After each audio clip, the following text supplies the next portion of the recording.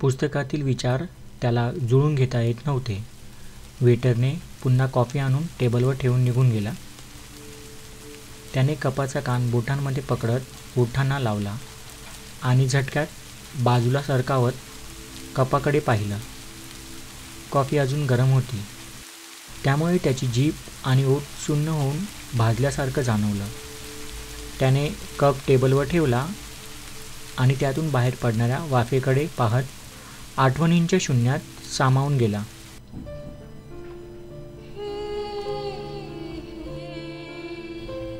अनाथालय शाळेच्या इमारती म्हणजेच कॉलेजच्या मागच्या गल्लीत एक चहाची टपरी होती.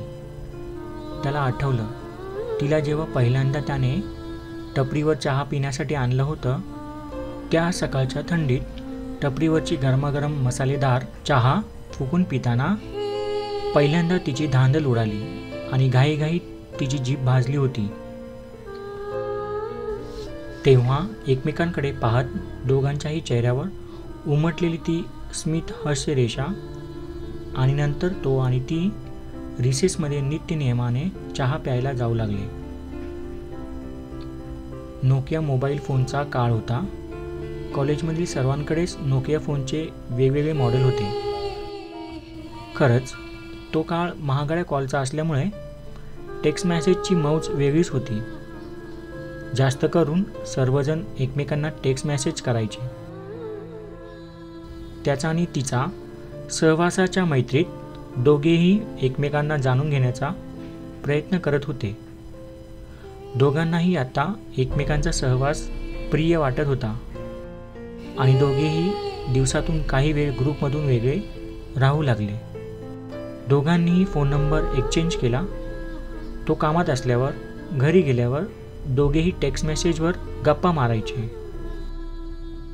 दररोज फोनवर टेक्स्ट मेसेज करूनही पुन्हा सकाळी भेटण्याची ओढ पल्लवित होत होती.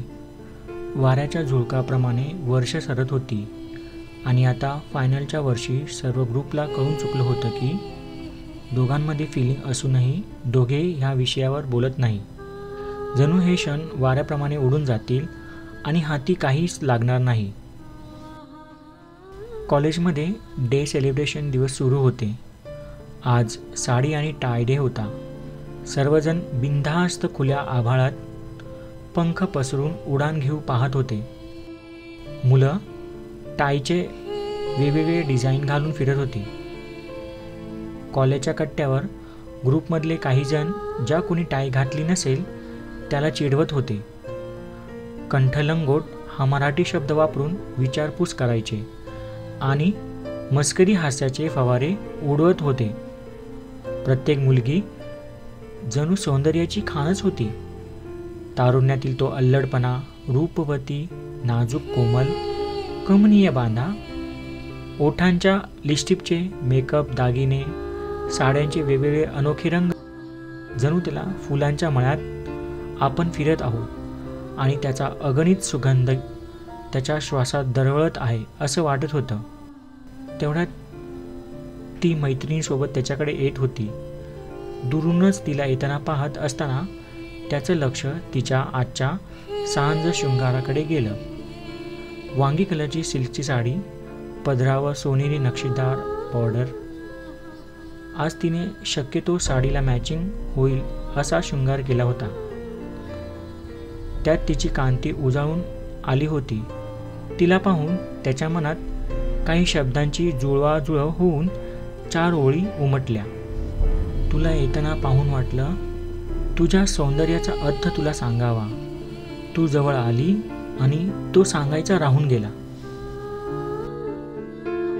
तसं तर ह्या अगोदर बहुतेक वेळा त्याने तिला साडीत पाहिलं होतं, पण आज असं अचानक जुळून येणाऱ्या शब्दांबाबत विचार करत मनातून ओठांपर्यंत आलेले शब्द त्याने तिथेच अडकवून विरघळून घेतले. ती जवळ येऊन त्याच्या बाजूला उभी राहिली. सर्वजण त्यांच्याकडे आश्चर्याने पाहत होते. कॉलेजच्या कट्ट्यावर ग्रुपमधल्या काही जणांनी त्यांची मस्करी करण्यासाठी त्यांना कॉंग्रॅच्युलेशन करू लागले. त्याला अचंबित वाटू लागलं. क्षणार्धाचा विलंब न करता ती मस्करी त्यांच्या लक्षात आली. सगळे खळखळून हसले. एकाने कमेंट केली, तुम्ही दोघे परफेक्ट कपल दिसता. तू तिला विचारत का नाहीस?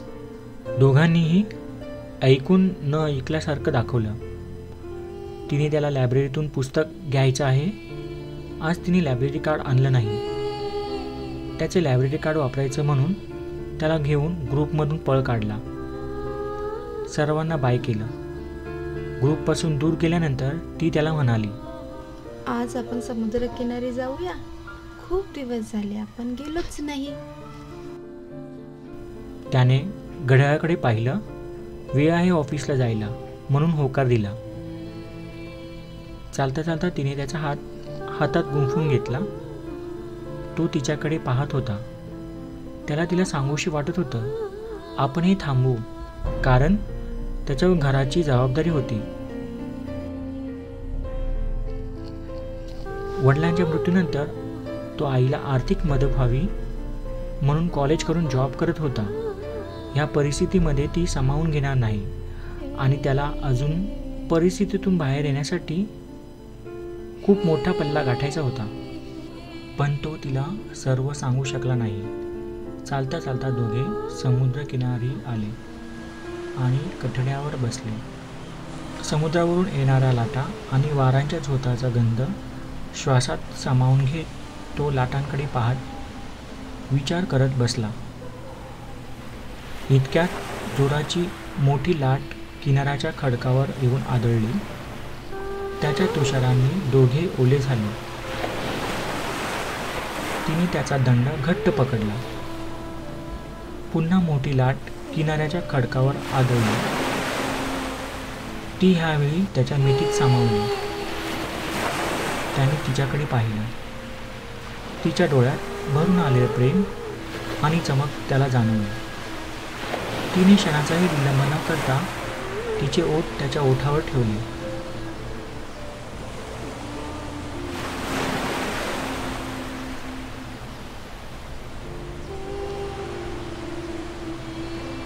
फायनलचं वर्ष संपलं. डिग्री हातात आली. तो तिच्या प्रेमात वाहत राहिला आणि आयुष्याने एक चटकदार वळण घेतलं. त्याच्या आईचं निधन झालं. तो पूर्णतः कोसळला. आता घरातील तो एकमेव जबाबदार व्यक्ती होता आणि 2 त्याच्यापेक्षा लहान बहिणींची जबाबदारी आता त्याच्यावर आली होती. आईच्या जाण्याने आता तो संपल्यासारखा वाटत होता. या कठीण परिस्थितीत ती फक्त एकदाच त्याला भेटायला आली आणि नंतर तिचा नंबर लागला नाही. त्याने नव्याने आयुष्य उभारण्यासाठी आणि बहिणींची जबाबदारी याचा विचार करून पुढे जाण्याचा विचार केला. दिवस महिने सरत होते. सातत्य, मेहनतीने, जबाबदारीने त्याची कामे पूर्ण करून त्याने आर्थिक परिस्थिती सुधारण्यावर लक्ष केंद्रित केलं. काही वर्षातच तो एका मल्टीनॅशनल कंपनीमध्ये CEO म्हणून रुजू झाला.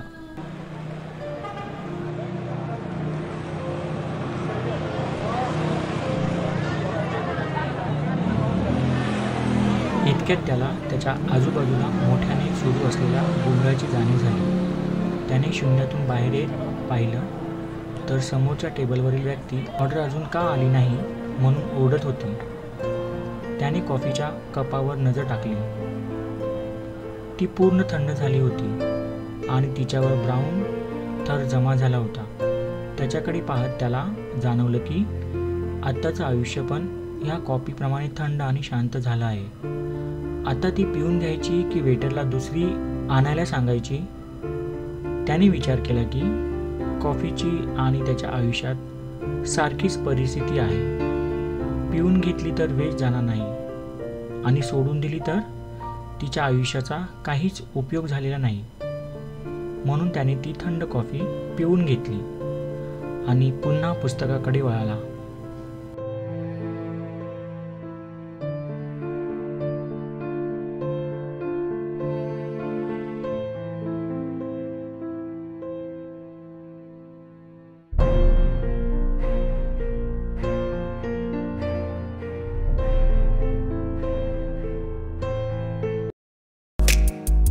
हाय मित्रांनो, कथा आवडली असल्यास लाईक करा, शेअर करा आणि सबस्क्राईब करा.